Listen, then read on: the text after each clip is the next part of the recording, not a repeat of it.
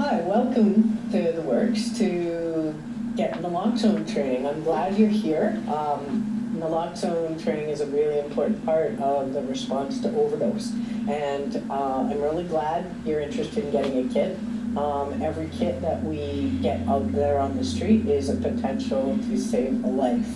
So I'm just going to go through some things with you first before I begin the training. Naloxone is a prescription medication that I'm authorized by the medical officer of health to dispense to you. In order to do that, I need to get some history from you. In order to be eligible to get a kit, you have to have used an opiate.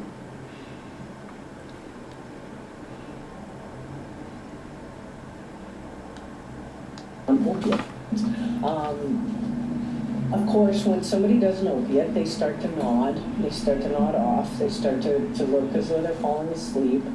That's normal. And then they go beyond that. When you get into overdose, you're going beyond that. The breathing starts to slow down. The person is hard to wake up. If you are looking at for physical symptoms, the lack of oxygen from the breathing slowing down starts to cause their lips to turn blue. Their skin feels sort of clammy. They're very hard, they're very limp. And even if they may be even if you think they're breathing, they may be making sort of a gurgling or a snoring sound that sounds kind of like not necessarily breathing. Just a sort of a sign that the back of the throat is really too relaxed to be able to breathe effectively. So, and when you try to wake them up, that's when you're starting to respond. But that's one of the first things that you do if you're responding to the overdose. All right, so let's go through what's in a naloxone kit.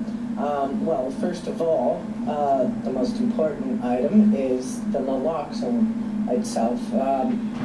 These are 2 ampules of naloxone.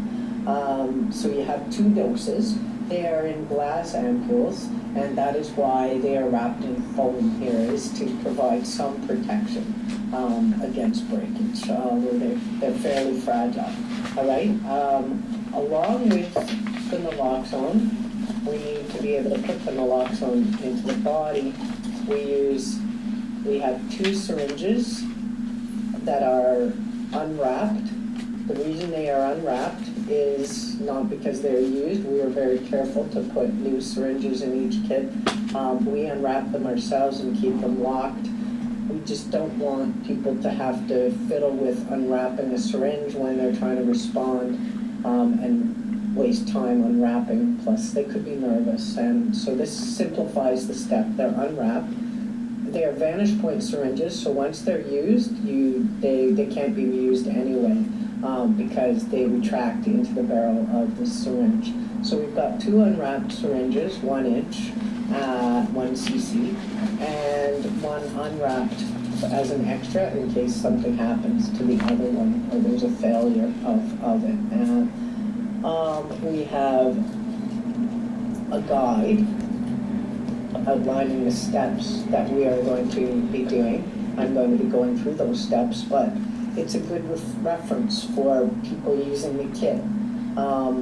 Under an overdose situation, it's easy to forget a step. It's nice to have something to refer to because it's scary. Responding to an overdose is scary and there's a lot of pressure. So it's always helpful to have something to refer to under that condition. There are 2 alcohol swabs in the kit. Now these are not for swabbing the skin. These are particularly just put in to protect your fingers. As I said earlier, the ampules are made of glass, so it's important to protect your fingers when you break them from getting cut.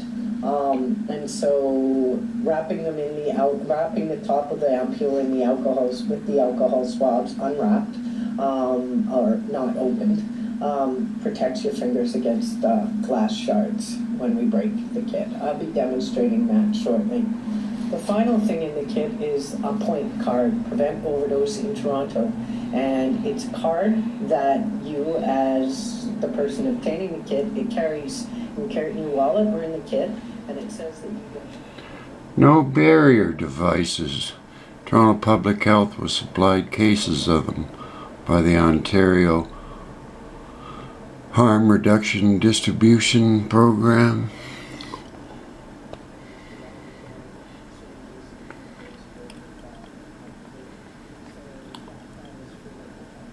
So now that we've gone through the factors of this, we're going to talk about 5 steps for responding to an overdose. These are what is on your card in the kit. So there are 5 steps that somebody has overdosed or suspected somebody is overdosing.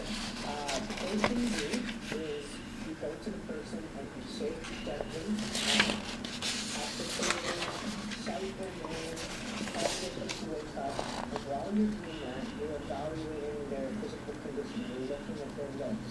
You're checking to see how they're breathing.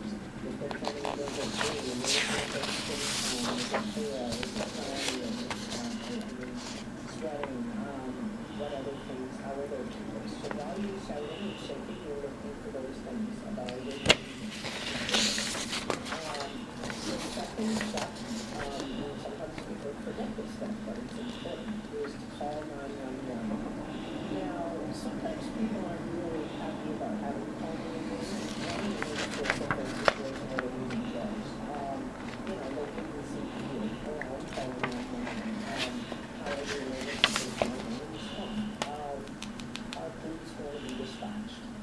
There are a couple of things that it's important to remember. Is that when you call 911, you don't necessarily have to say what drug is involved. You can say there's a person here unconscious, not breathing, and you can mention a possible drug overdose or not. It's up to you.